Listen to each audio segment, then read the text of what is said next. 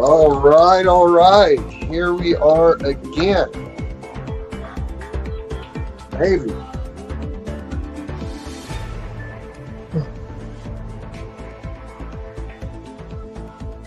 Yep, you are live, Raymond. Okay, I'm just hearing that music. Okay, here we are again on this Wednesday episode of We Hold These Truths. Just want to take a second here. We need to share on our pages real quick. Let's see here.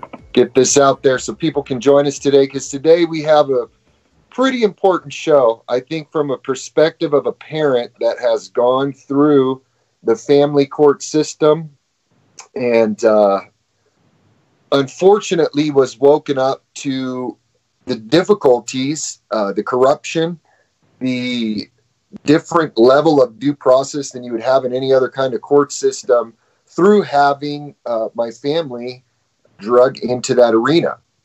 And for many of you know, 3 years ago, our children were taken from family members. They were hidden from us and then initiated a 3-year battle with the state of Kansas trying to get our children back, and really was woken up to how necessary reform is needed in the family court arena. And, we get a lot of emails, we get a lot of messages, a lot of families. Every time I do a show, my inbox just begins to blow up about people wanting help, asking questions. And one of the number one questions I seem to get is, what do I do if I feel my attorney is not representing my interest? How do I navigate this process? And so I thought it was really important to bring someone on that has a lot more experience in this arena. Many of you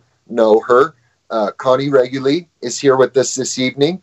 And I think, Connie, we should all practice saying your name. It's Connie Reguli.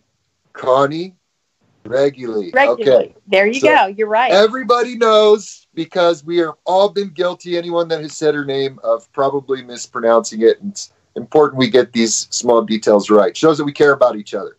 But so I asked her if she'd come on the show today and take your calls, if we get some calls this evening, and really talk about the family court process from an attorney perspective, what we should expect from our attorneys, what effective counsel looks like. Connie has been a 25-year attorney in practice. She is also the founder, as many of you know, of the Family Forward Project, which really has taken off. It's got about 12,000 members right now. She travels around the country. She's invited all over the place to speak at different events and go to conferences.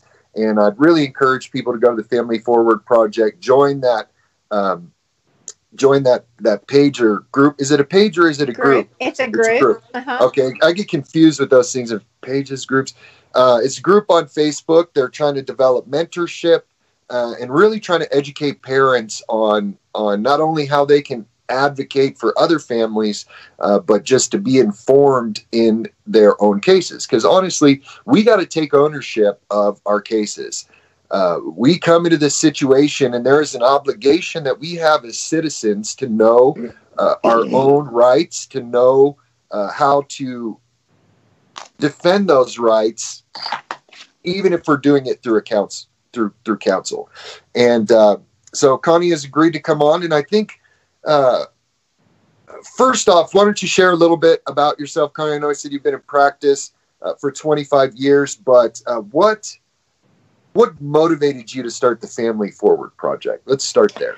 Well, I mean, that's, I guess, complicated but easy. I do have 25 years in the family law practice, and I really started advocating for accountability and changes in the family court system and with judges in 2007, 2008, 2009. I went to the General Assembly. I started studying the Tennessee Constitution on the ability to remove judges and educating our legislators. I became very politically active at that point.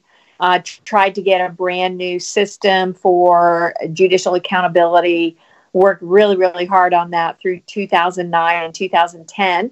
I had suffered quite a bit of retaliation, and that sucked me into dealing with that for about a year while I was still trying to work, while I was being very heavily retaliated against. And then, unfortunately, as God would have it, I got cancer in 2012. So fought through that battle, and all the time working with families. I have a small law practice here with another attorney who works with me. And by 2013, after, and I was, and all this time, I also continued to see a lot of changes in the system that were not good. I mean, it just kept getting worse and worse and worse. And I was just, I was struggling so much with parents and with the courts and just not feeling good about it myself. I mean, honestly, it's a system as working as an attorney that you can get sucked into, and you can, so many people are, they go to bed at night and they get up the next morning and it's the same old thing, right? I mean, it doesn't matter whether you're working on a grocery line at Kroger, or you're pumping gas at, MAPCO, or you're an attorney, right? It's the same old thing over and over and over. And, you've got to decide to make change. And so it was about, 2013, 14, I was really kind of just starting to play with social media. And literally woke up one day and I'm like, I'm going to create an image and a group to not talk about, all the other groups are talking about corruption, arrest people, put them in jail. And I wanted something to be a little bit more positive because we could move forward. And that's why I call it the Family Forward Project, and put together a group, and we just started sharing it. And people started telling their stories. We really use it a lot as a forum, as a central forum to post stories that we see coming up in the news. So people post stories that they see all over the country, all over the world, that are newsworthy related to this topic. And then, some people share their stories. It is a public group. So I always remind people, if you're under a gag order or protective order, you got to be real careful. Sure. But it's really to raise awareness. And we've got to a point where we've got a lot of legislators in the group who sit back and watch what's happening. They don't comment, but, they'll watch what's going on. We've got other attorneys. We've got other professionals. We now have people who were raised in the foster care system, and now they're young adults, and, they want to have changes. We have parents.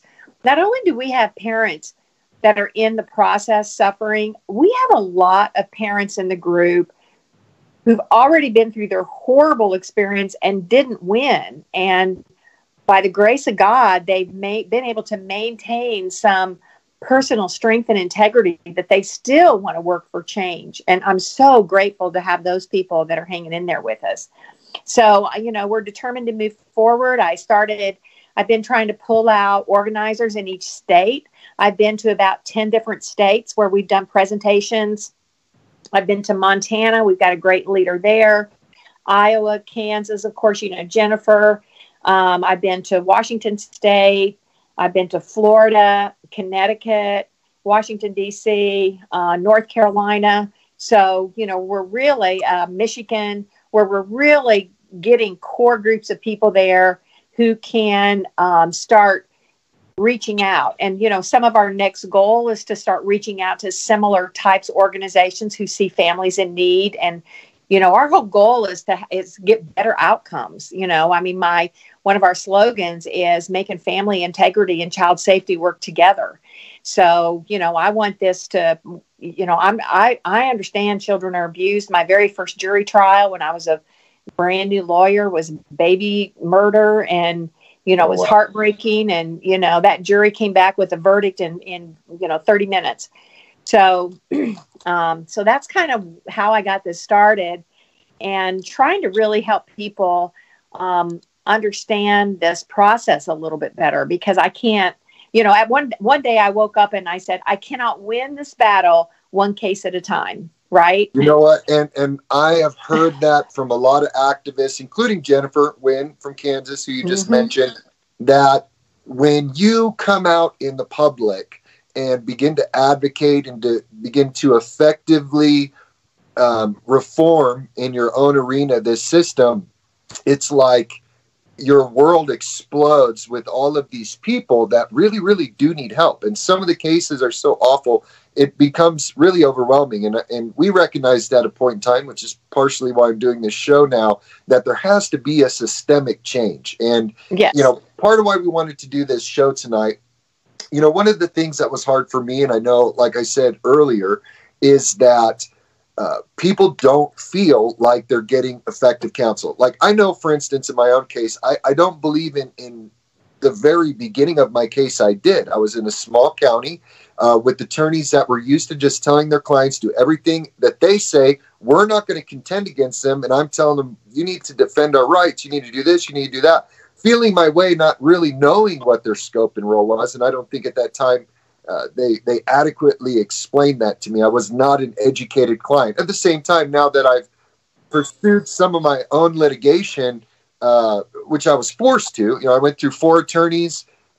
There's some pending issues with litigation with them currently. And then I had some attorneys come on that actually helped educate me on where I was going wrong. I stayed representing myself just because it was the only place I felt comfortable in my case. But for half the time, I had my wife's attorney who would come alongside me if I was getting out of control. She'd kind of bring me back down and get me focused on making effective arguments, not making a fool of myself in the courtroom. And then finally, some attorneys came on pro bono that really did a great job and I think helped get my children back. So I'm not one of those people that say, oh, these attorneys aren't going to work for you. It's all set up, because it did help. And I seen the change when we had, Ted, we can hear you. There we go. Okay, I think he's off. Sorry, a little technical difficulty. But anyways, one of the important questions, I think, and you can approach this any way you want right now, is people want to know, what is effective counsel in your opinion? When you come into a family court situation, what would you like to see in a client? And what are some of the things that you would say are effective counsel or raising an effective defense, or the responsibilities of the attorneys for these parents when they come into these situations? Yeah. So, I'll tell you, when I went to law school, and I went to law school late in life, I had a whole nother career, and I knew nothing really. I don't think I'd ever been in a courtroom. I mean, I knew nothing about law, and going to law school does not really teach you how to be a lawyer. So, people should understand that their lawyers take no classes in psychology. They take no classes in social work. They take no classes in investigation. They take no classes in witness preparation. They take you don't take any classes in opening statements and closing arguments. Okay. I mean, law school is very academic. It's one of the worst professional programs there is. I mean, many schools have talked about, I mean, we had to do one moot court, one session, but, as opposed to like a doctor who has to go do an internship, attorneys aren't required to do that. And you need to understand that when you come into a courtroom, it's so hard because there's so much going on, and it's such a tragic event in your life that the person appointed to represent you, especially if they're newer, and a lot of times this happens, that you end up getting these newer lawyers because that's where they go get their job, and we'll talk, there's a difference between the newer ones and the ones with more experience, but they really are not well equipped to do what the clients think they need to do. That's number one. And so, I often think about, and people have done the same thing with me. They expect certain things out of me. And I always have to say, number one, attorneys do not have a magic wand. Okay. They're not going to be able to wave a magic wand over your case and make it go away. Another important thing I tell every client is you own the facts. I don't own the facts. You own the facts. I don't have time to sit down and interview you for 8 hours to get all your facts, all your witnesses in order. You have to do that. Parents have to do that. They need to, thank goodness we're getting more and more and more of this out on social media and YouTube, and the cell phones coming out when police show up your door and people can actually see what's going on. But I mean, the immediate from the moment you have government intervention in your life, you need to start documenting everything.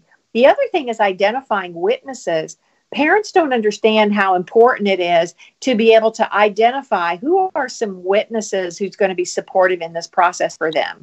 Not just the people, the state comes in with all of these witnesses who are going to testify against you. You need to have some people lined up. Right. Sometimes they only had one police officer that offered hearsay testimony in my case. So they don't always bring witnesses. It's crazy the things you see happen. But I want to back up. So I didn't mean to interrupt your flow, but I think it's important what you said there in the beginning, that people need to begin documenting immediately. And in our activism, that's one of the things we try to push on people is you have to keep record. You have to start a timeline. How did these events occur? What happened towards them getting involved? What interactions? Who, what, where, why, and how?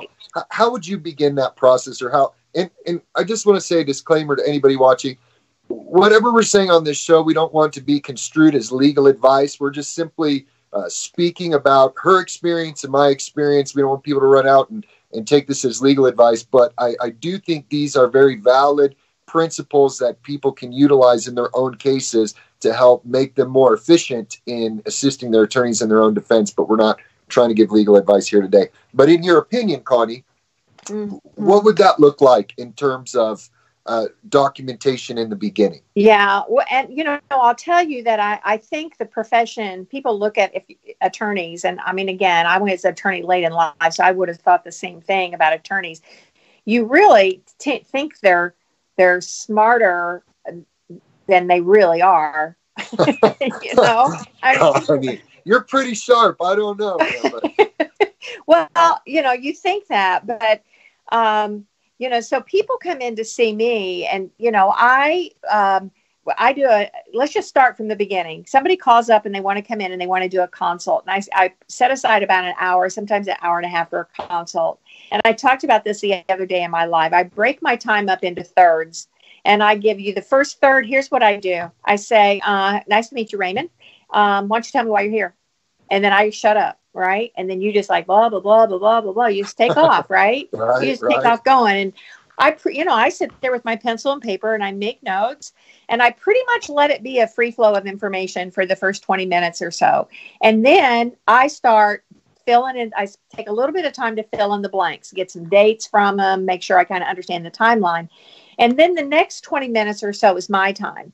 And that next 20 minutes is where I say, okay, well, here is what I want you to understand up front about the process, about what's going to happen. But again, I can't do everything. I can't give you every answer. I can't tell you about the rules of evidence in 20 minutes, right? I can't tell you about civil procedure in 20 minutes. So I'm just like, generally, here's what's going to happen.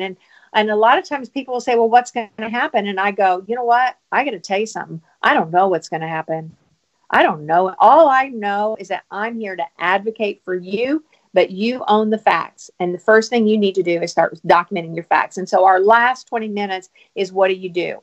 And so whatever the case is, we're more specific about it. So if it's a medical kidnap issue, I'm like, okay, you're going to go get these medical records. You're going to go, identify who's our witnesses who've seen you care for your children. I mean, we spend that last 20 minutes kind of saying, here's what we're going to do. Now, that's not a lot of time. So when you think about it, you're trying to cram into an hour's time a plan, right? To get some type of plan.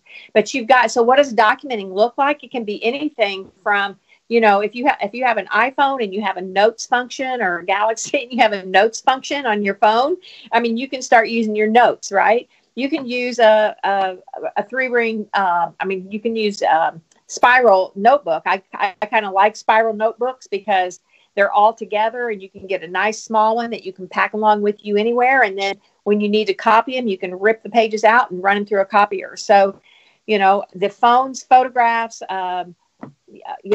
messaging people, it's all important. I like, emails better than text messages because you can't keep track of them as well. But, all their communication needs to be documented, especially the communication with the agency. I get really Absolutely. I get really upset about, and I attacked our agency on this one time. They have a system here in Tennessee called TFAX, and the TFAX is kind of their log, right? Where they do something and they enter this log entry. And then they take these log entries and they use it against the parents. And so, for instance, we had a meeting on the phone, and I'm sitting there making notes or about a visit. I told my client, I'm like, you have a visit, you make notes, you send me the notes immediately. And so she did. She sent them to me. I took those notes, cleaned them up a little bit, corrected some of her grammar. I put those notes in an email to the DCS worker, and I said, I want my client's notes about how the visitation went put in TFAX, put in her permanent record. They refused to do it. Okay, so you have this permanent record that is set up against you that is going to be there forever. So you've got to figure out how. Some people are more sophisticated. They can do it on the computer in a Word doc, or, there's got to be some way, though, that you can, number one, record it and have it handy all the time. Number two, you have to be able to transport it. You've got to be able to print it off, give it to your attorney where they can have it in front of them in hard copy. And number three, you've got to be able to preserve it. So, those are the things that they need to think about. Here's one of the things that I did in my case. And early on, and I know not everybody can approach it the way that we did. It was through a lot of prayer and a lot of error that I think, we figured some of these things out, plus having good advocates like Jennifer, and later in our case, you coming into our lives and kind of giving us some direction. But number one, I started recording very early. I recorded phone calls. I recorded interactions. Now, I checked the laws of my state, made sure what I was doing wasn't illegal. Even if it was, I may have done it anyways, even for my own record or record of my attorney. That's a decision other people need to make. But I got tired of you said on the phone, and they said, well, we never said that. I recorded the phone calls with my kids. There's apps on the phone that you can really set all this up, and then I kept it by date. The second thing I did, and this doesn't work for everybody, is I demanded that all communication be conducted through email. I said, there's been too much miscommunication. I will not respond to your phone calls. I put in a motion explaining as much to the court, or I don't even know if it was a motion more than an affidavit, but just explaining to the court. And then when we went to court, I said, Judge, this is how I would like to communicate. We live in another state. I think it just clears things up. So I have thousands and thousands and thousands of emails from back and forth. So when they got on the stand and said, Mr. and Mr. Schwab, they didn't keep in good communication, we pulled out 4, binders full of emails we printed out and saying, that looks like a lot of communication. So, I think we have a lot of tools that people from the very beginning need to, in the documentation process, realize there's a chance that they're going to lie about you, manipulate the legal process, twist your words, and you have to protect yourself and not expect your attorney to do it necessarily. But if like you say, I own the facts. So if you get a call or a motions filed, you're like, they said you threatened the social worker. Right. And I'm like, Connie, here's the conversation. Then you get the full story. You can go out and address that and get them. And one thing I'd recommend is that people don't tell them. See, I messed up early in the beginning, and I was doing my recorder in their face and being stupid about it, honestly, and it hindered my ability to really evidence gather. They started searching me. They locked down the courthouse with metal detectors, so people couldn't bring phones in whenever we had a hearing, just for our hearing. It was crazy. But so you have to be wise in how you do these things. Yeah. I did want to, I saw that we had a call. If you're willing to take a call right now. I know it's 7:30. Yeah, I do want to say, though, I'm going to show this. This right here. Okay. I started carrying little, these are little Olympus recorders that I get, and I get I don't spend a ton of money on it, but the nice thing I like about it is it has a little USB port. I can get it plugged into my computer and download every file. I have every courtroom appearance that I've been in since 2009. I don't care if it's a motion to set. I don't care if it's a motion for to compel on discovery. I take my recorder in and I lay it on the table. And, the first time I took it into a DCF meeting or DCS meeting, I laid it on the table and they said, you can't record. And I said, why? And they said, because it's confidential. And I said, well, look, and this was probably 5 years ago. I said, look, you have somebody sitting over there on the other side of the room that's making notes about this meeting, and they're going to put those notes in a permanent file. I want a recording of exactly what happened in this meeting in case I look at those notes and I don't agree. And they called me out of the room. They called their attorney. They called they freak supervisors, and they like, we're going to cancel the meeting. And then ultimately, I mean, we went through this for about 20 minutes and I says, I'm going to record it. And then they said, okay. And so ever since I recorded it, and I'll just tell another quick example. This is not a DCS case, but there was a court-appointed psychologist, and he wouldn't take my phone calls. I was trying to interview him before he testified. We get to court, and I said, Your Honor, I've got the right to talk to him before his testimony. And the judge goes, she does. And judge told the psychologist to be there at 8 o'clock the next morning. And so I could talk to him before his testimony. We get there and we go in this conference room and I lay down my recorder and he goes, are you going to record it? And I said, yes, I am. He goes, well, then I'm not going to talk to you. And I said, well, if you're going to testify, I get to talk to you, I'm going to record it. And he goes, well, I'm not going to talk. So we waited till 9 o'clock. We came in, the judge came on the bench and I said, Judge, you won't talk to me. And he's like, oh, she's going to record it. And the judge said, Dr. Montgomery, Miss Reguli records everything. She's got a right to record you. And so he stopped the trial. He gave me an hour to go in and talk to him and put it on recording. So attorneys, I know a lot of people have problems with this, that they're told they cannot record. In Tennessee, there's a law that a lawyer can record any court proceeding. So for anybody who's pro se, if they have a Tennessee case, they need to say, well, if a lawyer can record my proceeding, if I'm representing myself, I have the right to record. But we have got to push recording. That didn't work for me. They did the same thing with me and then finally just said, we're not having this meeting. And then went to the court and said I wasn't complying with case planning. Wouldn't even let me put my side. So I stopped that battle eventually, but which is why, state to state, not all the things we talk about are just going to be uniform across. You may walk into a state and they say, you bring a recorder in here again, we're going to put you in jail. You got to be, like you said, Tennessee, that's great. But I know for personal phone calls as a person-to-person contact in most states, I can record any phone call as long as I'm part of that phone call. I can record any conversation. I don't have to disclose that to anyone. And I just encourage people that if you're to check your state laws, but to where did you get that little recorder from? Well, this one I've had for a long time, but I used to be able to buy them at Office Depot or one of the regular office places. But now, since everybody has them on their phone, you can't find them in the stores anymore, but you can still order them online. So you just type in Olympus recorder. This one's kind of cool because I can take that off. I've got a different kind of microphone that I can put that is a little bit stronger microphone. But the best thing is that you can plug them in. I've got one that plugs in directly. I have about 4 of them so that I carry a little pouch. I have it in my court bag right now, but I carry a little pouch with extra batteries and, I'm always recording, but I get them all downloaded. So it's important to have.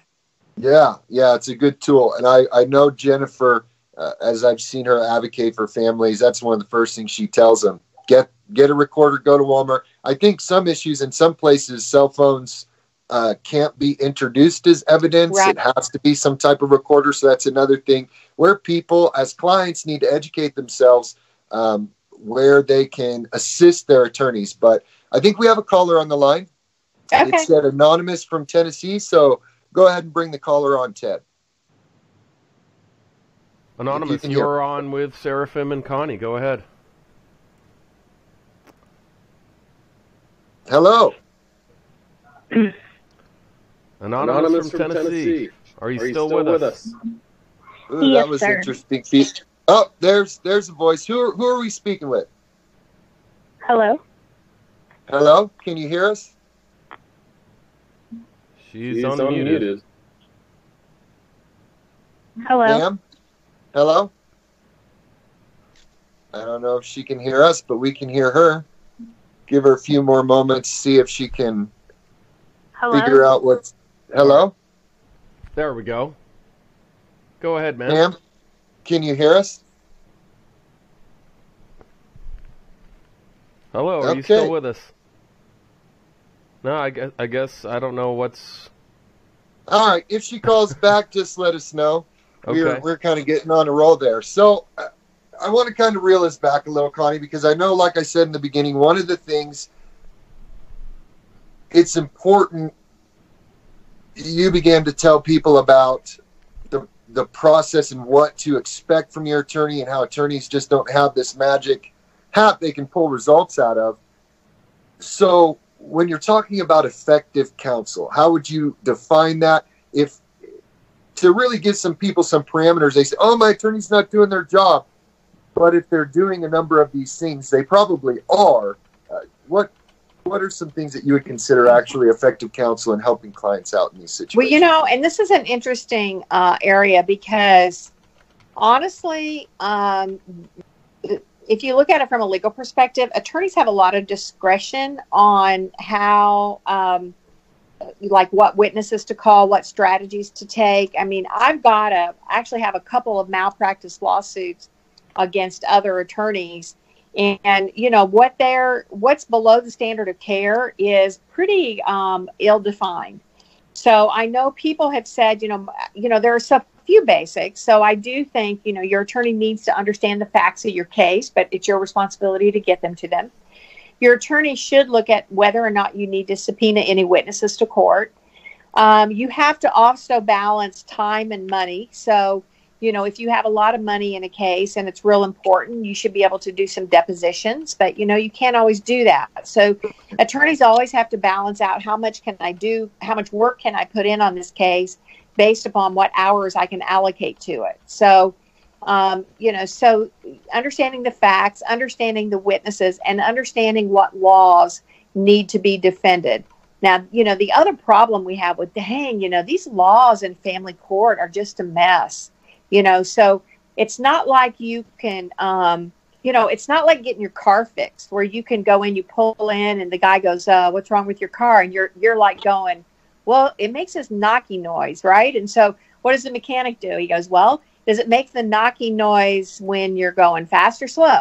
Does it make the knocking noise when you're turning left or right? Right. So, they try to isolate what is the area that needs to be remedied. And, attorneys kind of do that the best they can, but our laws are so messed up. It's a freaking guessing game half the time.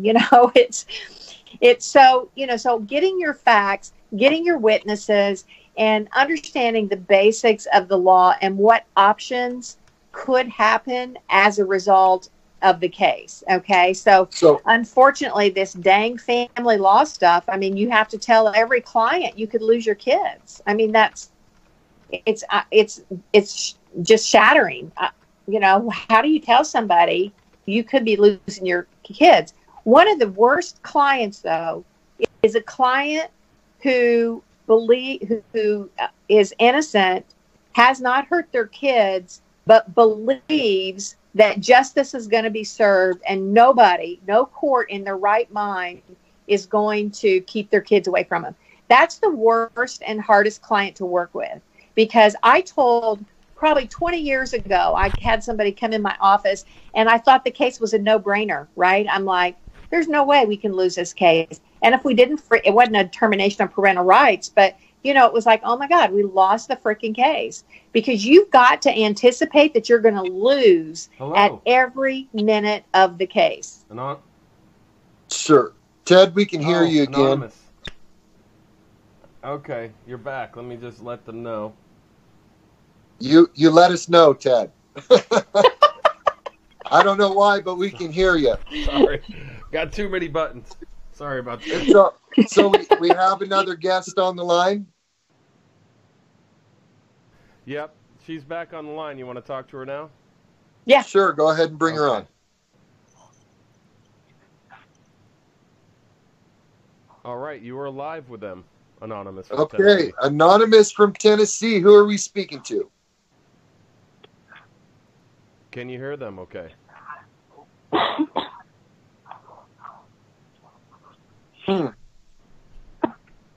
Man. What is going on Well. Ma'am, can you hear them? Ted, we'll give you a second to figure that out. I can hear you. Oh, can you hear us? Hold on a second. What is going on here? I could hear you before, but I couldn't hear them. All right, go ahead now. Can you hear us now, Hello? ma'am? Yes. Hello? Okay, who are we speaking to? I'm sorry? Who are we speaking to? This is anonymous. Okay. I understand some people want to remain anonymous. Do you have a question for Connie or a comment on what we're talking about? Not specifically what you're talking about in the recording. I have a really bad echo. Yeah, I'm not sure. We're still trying to work out some technical things with the call-in portion. Go ahead and ask your question, and we'll try to address it, and hopefully Ted can get that echo worked out.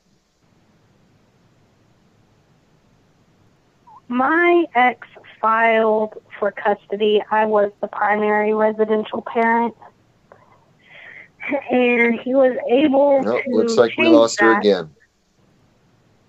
Oh, go ahead. All right, Connie, we're going to move forward. I'm not sure quite what's going on with this, I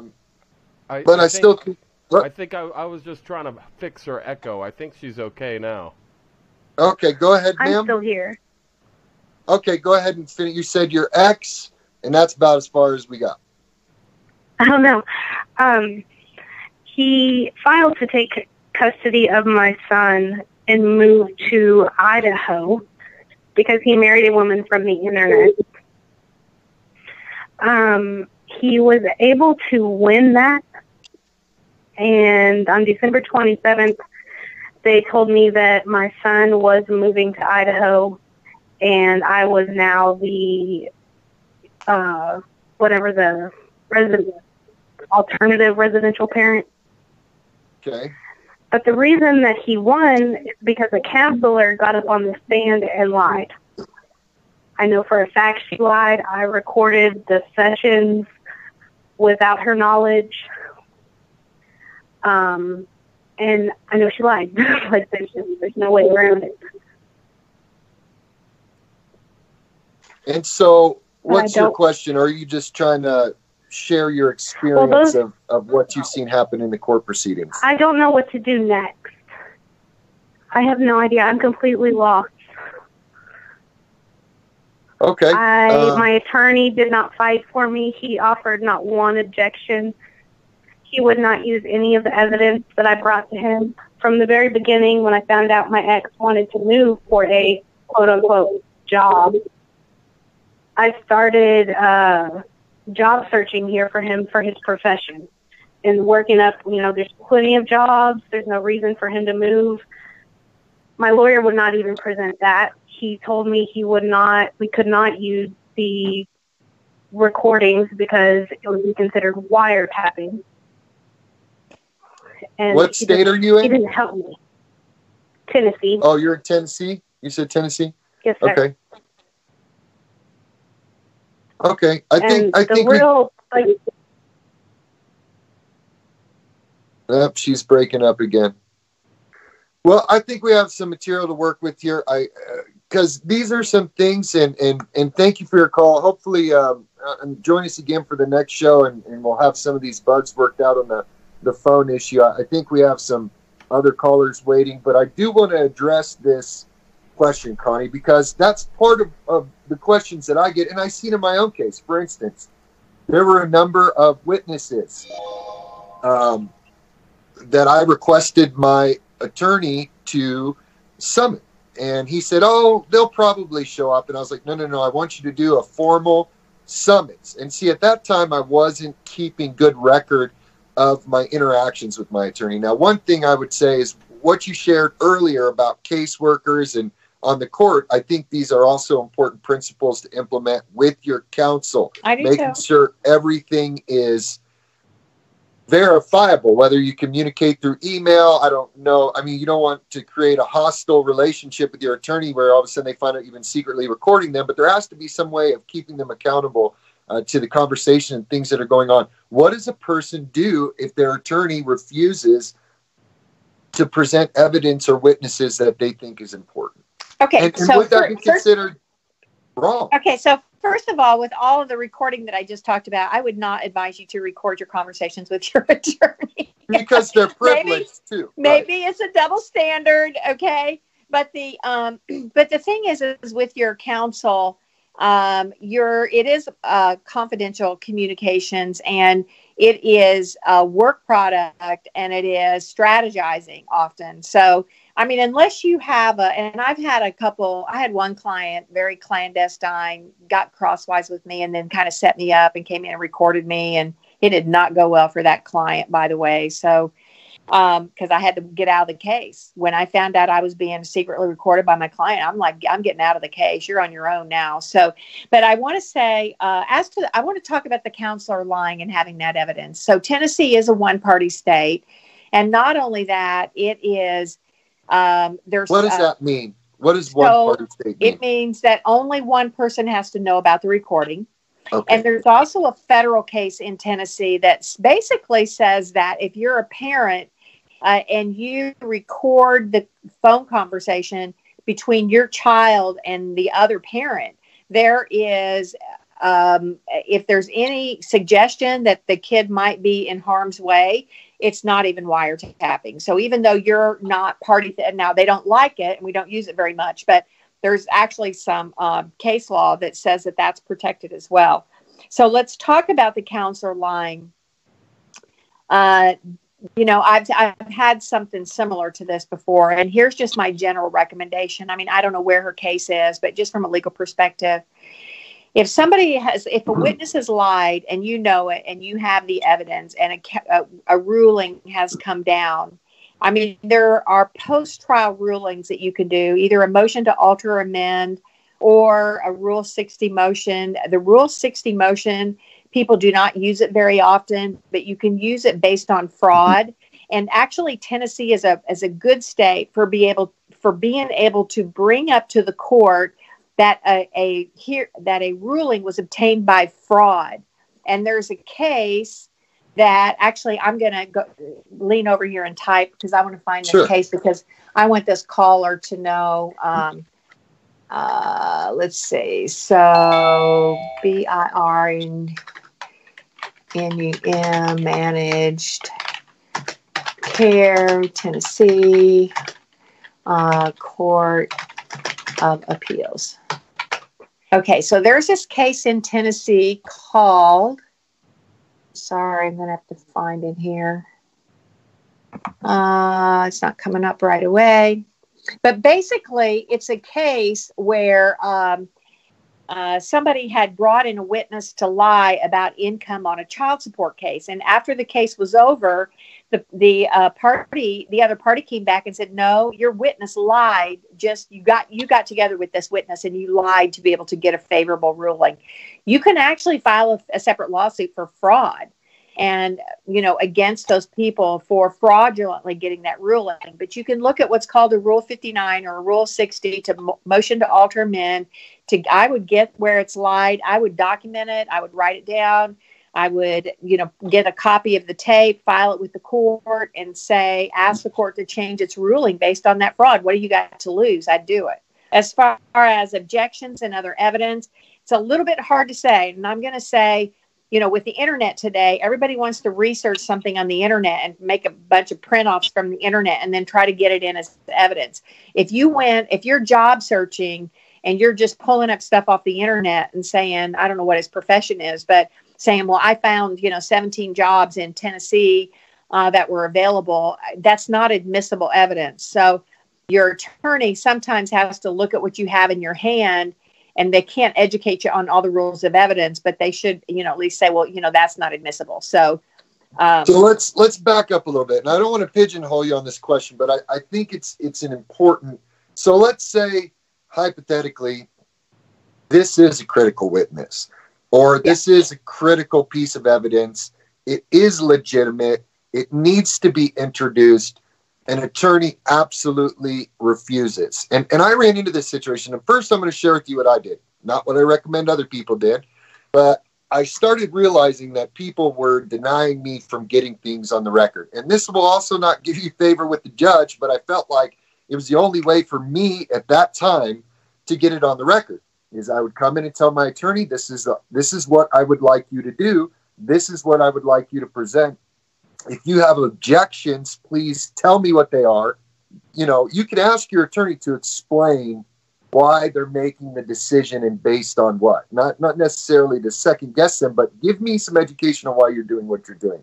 But secondly, I said, because I was set that this needed to be done, I told him, if you do not speak up, I'm going to stand up in the court and I'm just going to begin to talk and tell the judge that you're refusing. I'm not telling people to do this, but I felt like I was cornered into that to where I knew it was getting near the end of the court. And I was like, I'm getting up. And then he got up and made the argument. And one of them was important. I think we talked about this before.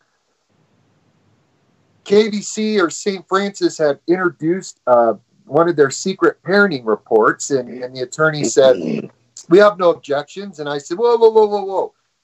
I haven't read that. Oh, I read it. It's fine. No. You can't object. I would like to read it. And as I read it, there was something fraudulent in it. He wouldn't bring it up. And so finally I began to stand up to bring it up myself. Then he did it. Then it got struck from the record. Yeah. You know, he made the argument, but I had to force him. And I'm not saying that's the most effective way to do it, but I felt as a parent, I was stuck in that situation where I felt like this needed to be addressed on the record. This attorney is refusing to do it. What do you do?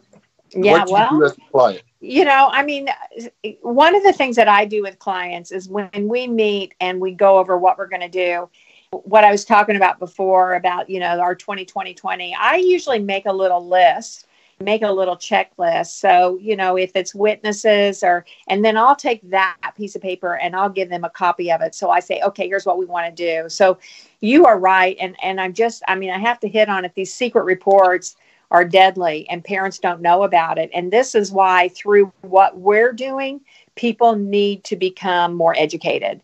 You know, I'm creating an advocacy program that's a 16-module advocacy that's going to be for people who want to train to be an advocate for others, but people who also want to advocate for themselves.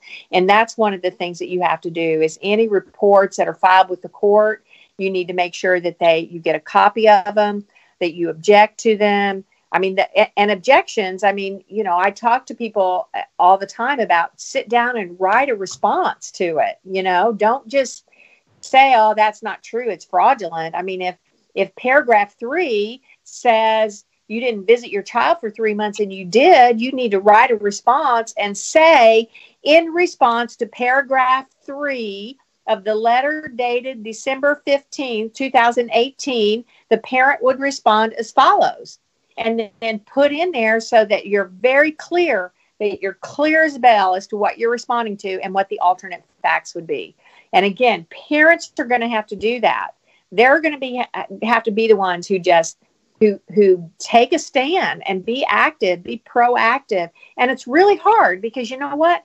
A lot of parents that get in this system have some problems. It could be a bunch of things. It might be poverty. It might be drug addiction. It might be that they have the teenager from hell in their house. It might be, you know, that they've gone through a divorce and, you know, they've struggled with getting stabilized. So it's hard because they're already in trauma, but they've got to take that step of getting, and this is a great way to, you know, start getting your life under control, but they've got to take ownership. Yeah, and I seen we had another caller. I did want to point out that, and I agree with that. I think that one of the keys, which is what your group is doing and what we try to do in the show and our advocacy, is public education and saying, okay, attorneys are people. Yeah. Some of these public defenders, I found out going through my thing, I have 200 clients. And they're getting paid $70 or less an hour. Like they're getting paid way less than the other people.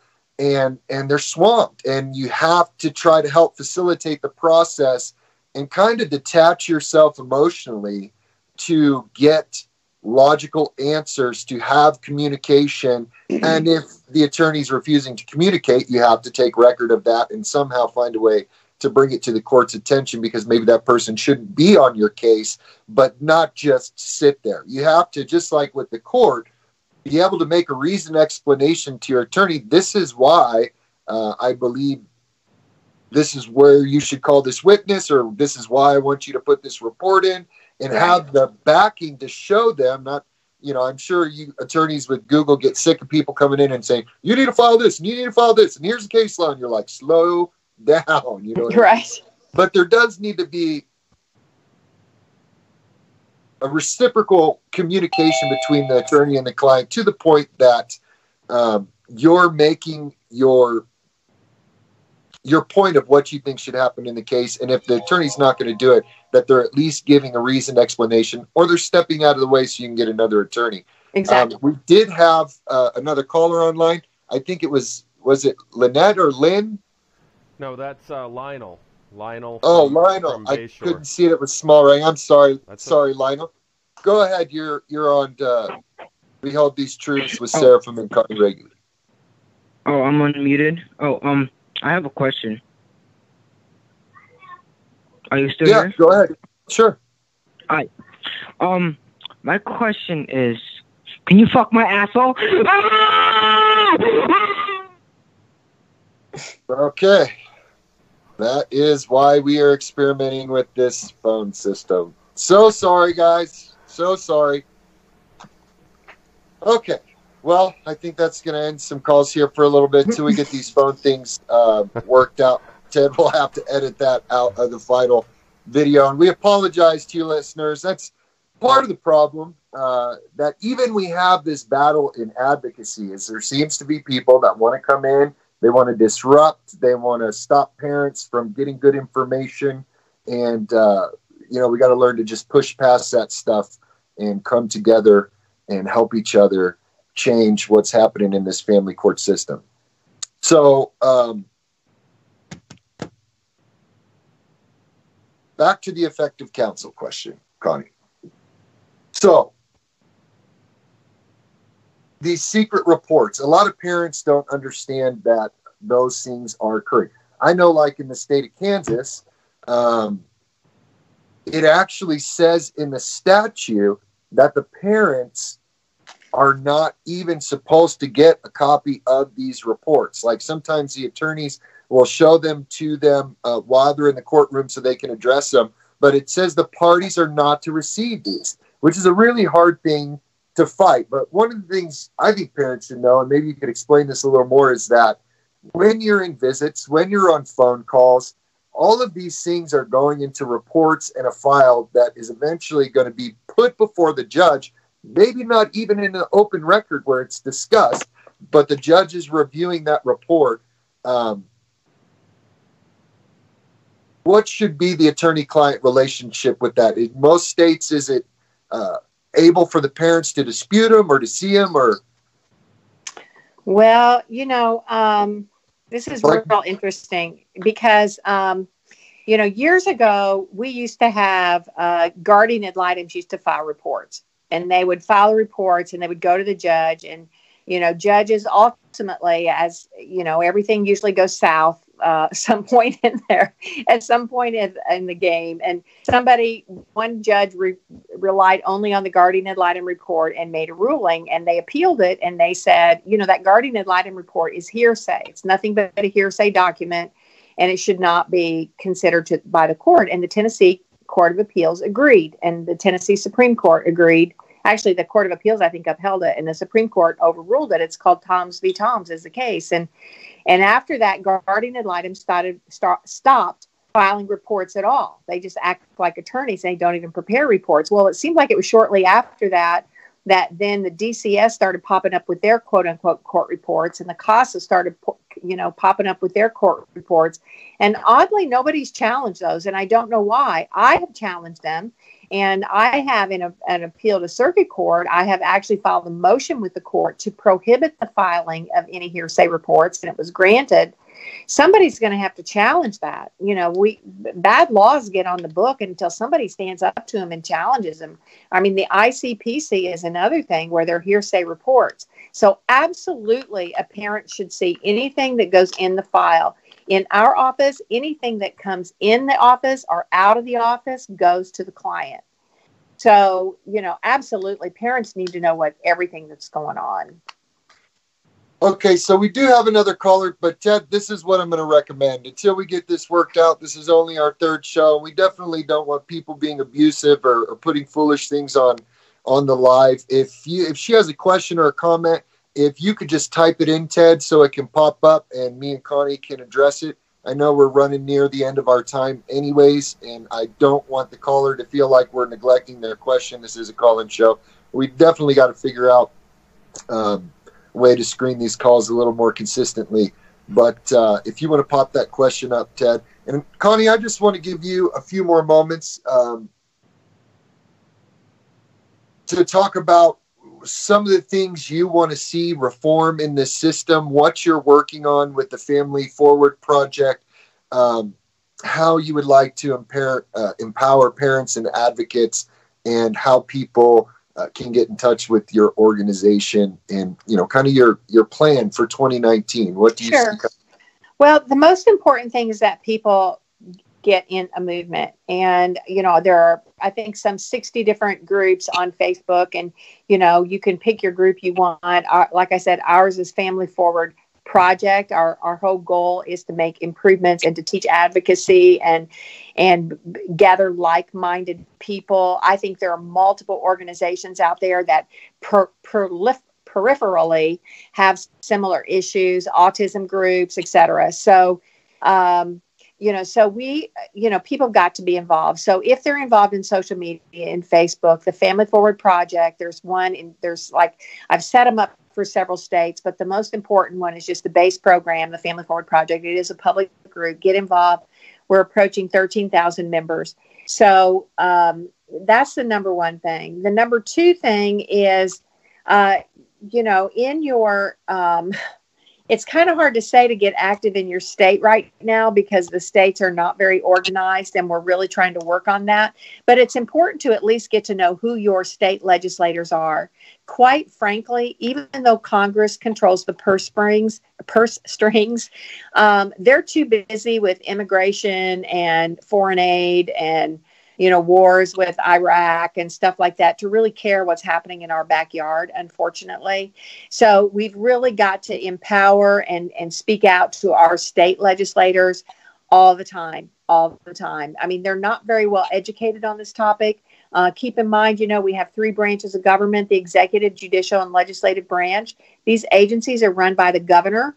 So you should call your governor's person who is their public relations, constituent services, and complain about the agency. You can talk to your legislators about laws that need to be changed. It's hard to make any impact with the judiciary, but we've got to continue to try to educate our judges on this topic. Most of them don't even know about the funding. They're so sucked into the system right now. They're just, making the best decisions they can. All right. So do we want to try to take one more caller before we go off the air? Yeah, if you're comfortable with that. I know these things are going to happen, and I'm sure our viewers are not offended. We've gone through the horror of family court, but I just hope, people, if you want to call in, please, this is a time for us to communicate and connect with one another, and we would just ask people be respectful. Is she still on the line, Ted? She is. She is with us now. Okay, go ahead. Hello, and bring Laura. her on. You're on with... Hello, this is Laura from Oregon. How are you doing, Laura? Do you have a question or a comment? I have a comment for you. I'm an advocate, grandma, and a survivor of CPS here in Oregon. And one of the things that I learned in my journey was communication. Like you were talking about, they have more than one case. I have one case when I work in the system. And what I was taught by my last attorney, who was very good, is to write an email and hold that email in draft, and all week long add to that email. And on a pre-selected date, send that email after I've adjusted, taken things out, put them in, once a week. He'll be expecting that email once a week, so he can address my concerns without costing me a whole lot of money. And it works with caseworkers also. That's what I wanted to share. And I want to make a comment about that. Thank you for saying that, because, I'm a private attorney and people have to pay me for my time. And, I tell people, and I bill a minimum quarter hours. So, I tell people, I say, look, I'm not going to, if you send me an email like, what time is court tomorrow? I says, I'm not going to charge you $70 for that. But I am going to tell you that if you are going to write me emails and you're going to expect me to stop what I'm doing to respond to your email, I may have to look something up. I may have to pull up a case law. I may have to do something. You're going to get billed for it, because it's kind of distracting. So she is exactly right. She's exactly right. I tell people you are better off to write yourself some notes, keep track of what's going on, and then send me one email and number your questions 1, 2, 3, 4, 5, and I can send you a response. I can set aside 30 minutes to work on your case, which is better than you sending me 5 separate emails that you get billed a quarter hour each on. That's 2.5 hours, an hour and a quarter. You're better off. A lot of times on my cases, I set aside time to work on a case. So she is exactly right, and I'm so glad she called, because that's so important and so helpful.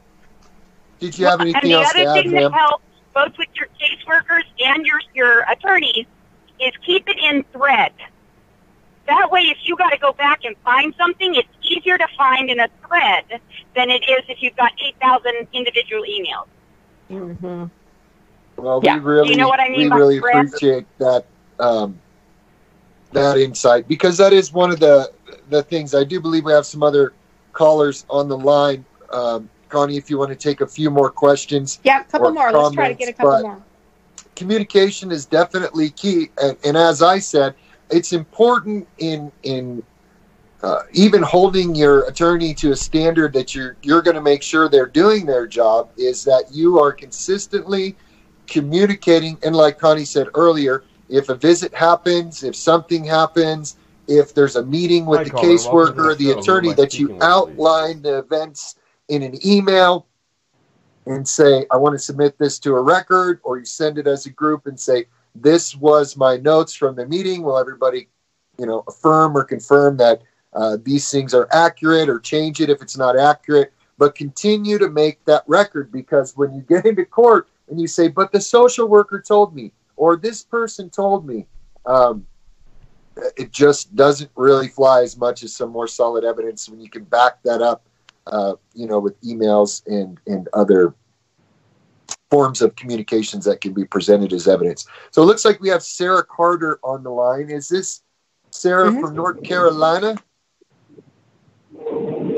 Yes. Can you hear me? Hey. Yes, I can hear you, Sarah. How you doing? I'm doing all right. I just wanted to, while I had you guys both there, to see if you guys could give an opinion. As an advocate in North Carolina, I teach parents how to write their own court report. But a lot of the problems that we come across are, especially with motions, we don't have the attorneys wanting to file our court reports or our evidence, that sort of thing. So I have them file in proper person and have them serve their attorneys so they can at least get it on the record. Do you guys find that that's an effective way of families getting in their evidence? Or, Connie, does that cause extra problems for attorneys? Okay. All right. So that's a good question. And thank you, Sarah, for everything you do there. God love you. I think about you every day. You're so special. But, writing and responding, I was talking about this a little earlier on the show, that parents should sit down and respond to everything, about every single questions. Now, remember, though, it is not evidence. So it's a parent statement. It's kind of like a response to emotion. I wish attorneys would take a look at this and file it. I mean, if parents sit down and do their own declaration of facts or declaration in support or in opposition to a motion, as an attorney, I would go through it and make sure, it appeared to be okay.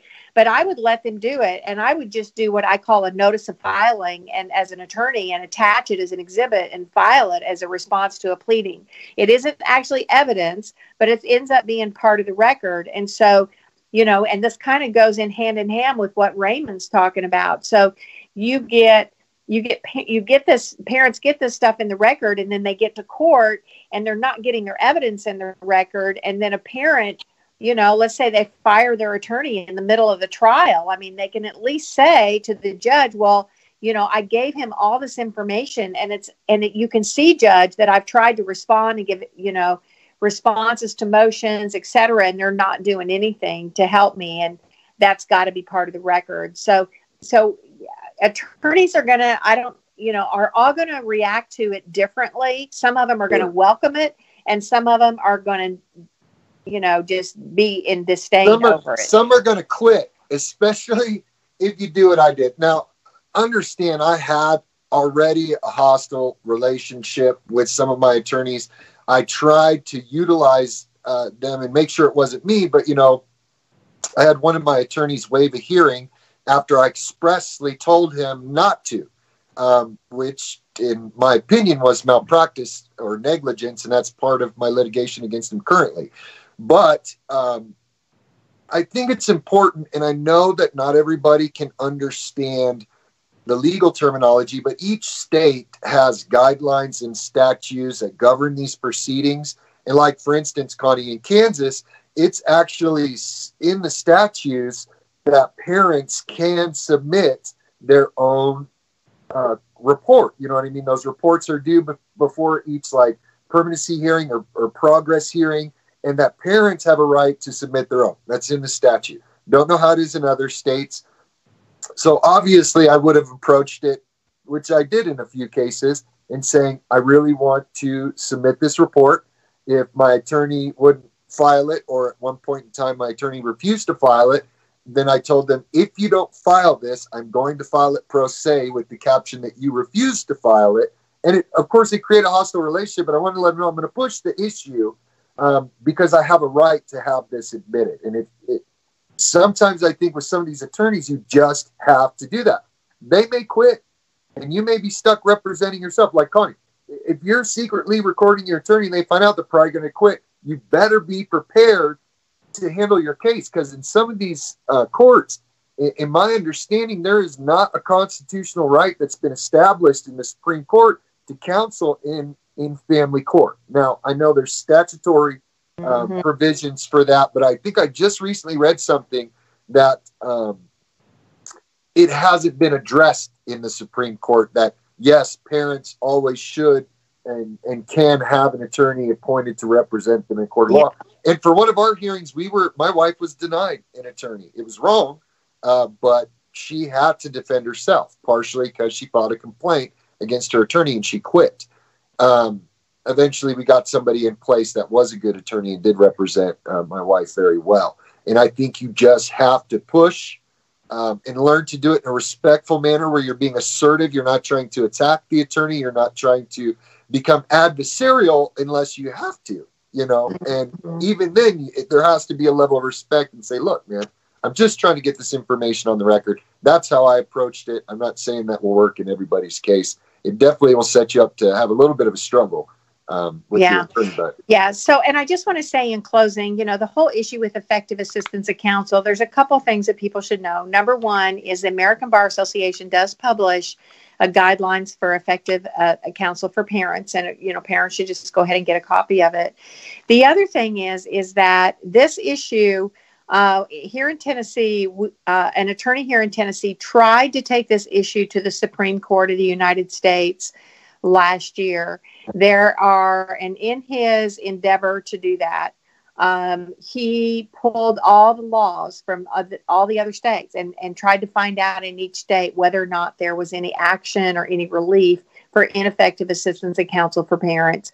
And it is scattered. Okay. In every state, it's a little bit different. So there is no solid, basic overall law as to what is effective assistance of counsel for parents. And I know that's probably a very disappointing close for parents in this presentation that we're doing today. But the bottom line is get educated yourself and, get prepared to be able to address these issues yourself. And thank you, Raymond, for having me on tonight. Yeah, I really appreciate you coming on here, Connie. And this is such a huge issue. I hope sometime in the future we can have you on again and talk about this a little more in depth, because I really do believe that, like you said, case by case, we're not going to win this, but we need to educate the population. And as people begin to become responsible for their own liberty protections, for their own understanding of what the law provides and doesn't, like when I filed some of the things I filed, and I represented myself, and I don't recommend this, but I would literally have to just study and look up words to understand until I got a comprehension of what was being said. They ran it by other attorneys. They said, yeah, I think you're understanding this correctly. And it's not a comfortable place to be. It's not a good place to be. But the more that parents educate themselves, the better chance they have of winning their case, of getting their attorney to do a good job. If they know that you know what's going on, I believe that that's going to motivate a lot of attorneys to make sure they're doing their job correctly. But I really wish we had more attorneys like you out there, Connie. I know there's not a whole lot because a lot of you guys get retaliated against, but we really appreciate the battle that you've been fighting. We support the Family Forward Project 110% and just encourage people to go out there and get involved with what you guys are doing. And if you're speaking in their state, get some people up in there and see what they can learn from you. But thank you for coming on this evening. Thank you. And y'all have a good night. You have a good night as well. All right. Well, I hope that was an informative show, everybody. Ted, I think we're ready to close it out. And we just want to close with saying you can win and you can get your children home. And it isn't hopeless. It's not all corrupt. But we have to take ownership of what's going on in our lives and cases. We thank you for joining you on We Hold These Truths, and hope you join us next week where we're going to address some more important issues. So have a good evening.